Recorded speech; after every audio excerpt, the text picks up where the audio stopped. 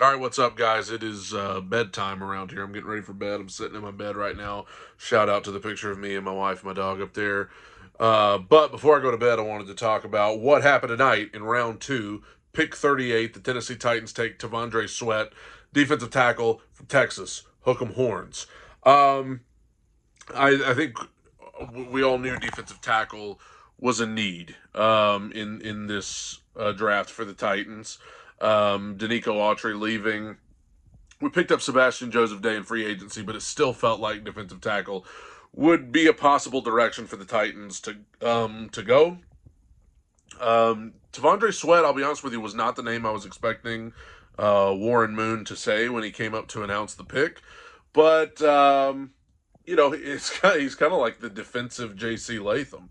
I mean, just huge, with a ton of upside, just big and strong. And I really do like the idea of him and Jeffrey Simmons being alongside each other there on the defensive line. I mean, my goodness gracious, that could be dominant. And I know the main thing with Sweat is off the field stuff. You know, you hear people talking about got a DUI a few months ago, and kind of known as a partier there at the University of Texas.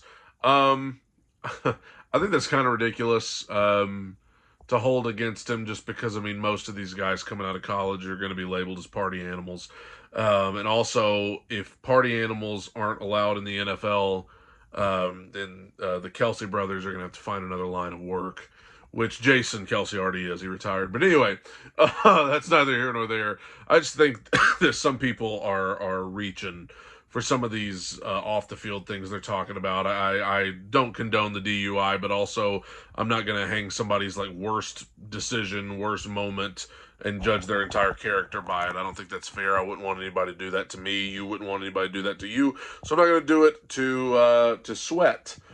I'm excited about the pick. I like the pick, and I would have said the top three needs for the Titans coming into this draft were offensive tackle, inside linebacker. I might have put number two. I'm still a little concerned about inside linebacker. Not too deep of a linebacker class here, but we'll see what they do tomorrow. And then defensive tackle, I would have had as the third biggest need on the team. So two of the top three biggest needs have been addressed. The trenches have been addressed here in this draft so far. It really was tough when the Titans had no more picks after pick 38. Had to sit there through the rest of the second round, all of the third round. Knew the Titans were probably not going to trade up and get into the third round, so that was a bummer.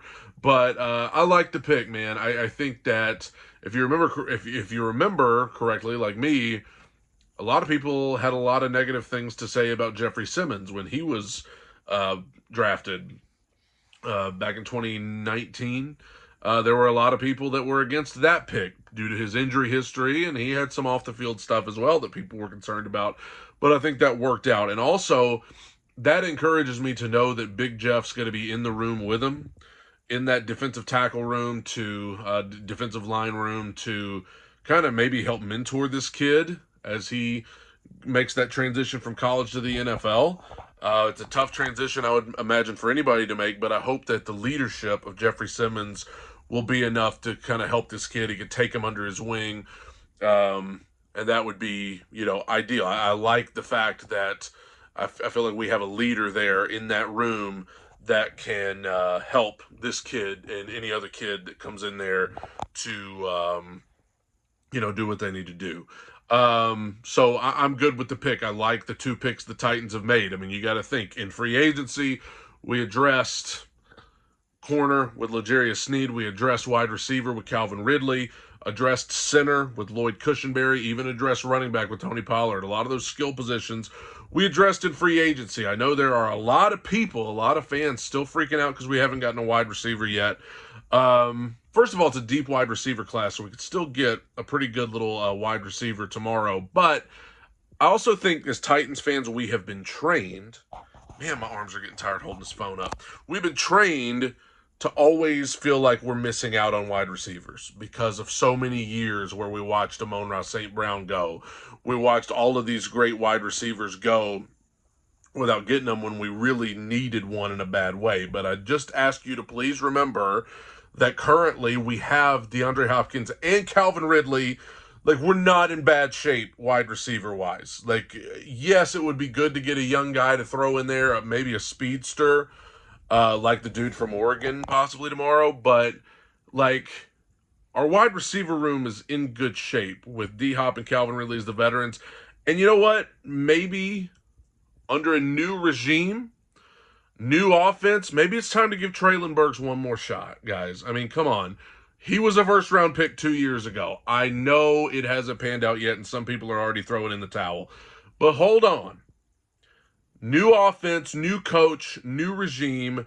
Why don't we give the kid one more shot? I mean, why, because what did he do in college that he was so good at? Slot receiver. He really hasn't got much opportunity to do that so far in his NFL career. Maybe with having D-Hop and Ridley there, and with Traylon as like a wide receiver 3, you could put Traylon in the slot where he was so good in college and see what you have there with Traylon Burks. I think this would take a little bit of the pressure off of Traylon because of how unfair it was to him that A.J. Brown got traded and Traylon was immediately drafted. And people say, well, we shouldn't view him as the A.J. Brown replacement. But everybody did. I mean, that's the thing. Everybody viewed him as the A.J. Brown replacement because he was drafted right after A.J. got traded. And people are just they were always going to view him as that. And that's not fair to him. People shouldn't do that, but they did, and they have for the last 2 years. So maybe with him kind of being able to be wide receiver 3 behind Ridley and Hopkins, it'll take some of that pressure off of having to try to be the next A.J. Brown and try to be that wide receiver 1. That's a lot of pressure for the kid, to especially trying to make a transition from being a slot receiver to an outside receiver while having that pressure of trying to match what A.J. was doing here before he got traded. So I'm still maybe looking at wide receiver tomorrow, but also edge rush is still a thing too. There might be a couple of guys they're interested in. Safety, my iPhone memory was full, so I had to stop and start. But either way, there are other positions of need. Edge rush, safety, still linebacker. I don't know if there's any inside linebackers that, you would be too crazy about. But also, I mean, they could double up on offensive tackle. Lest we forget, there's 2 tackles. We drafted 1 in the first round, but you might still want to double up and get another one sometime tomorrow in the 4th or 5th round. Still could be some quality guys. We knew coming in this is a deep draft at offensive tackle, and it's a deep draft at wide receiver. But we're kind of getting to that place with the wide receivers where it's like, hey, if you're going to do it, this might be a good time in the 4th round tomorrow to do it. It's just good to see the Titans getting ready to pick somebody because tonight it just felt like they weren't able to because they didn't have any picks. But I like Tandre Sweat. I like the pick. I like the size. Again, it's just like with J.C. Latham. The only people I see complaining about it are Titans fans. So, I mean, all the analysts and stuff love it, and then Titans fans are like about to jump off a cliff. But I don't know. Tighten up. Final day of the draft tomorrow. Let me know what you think in the comments.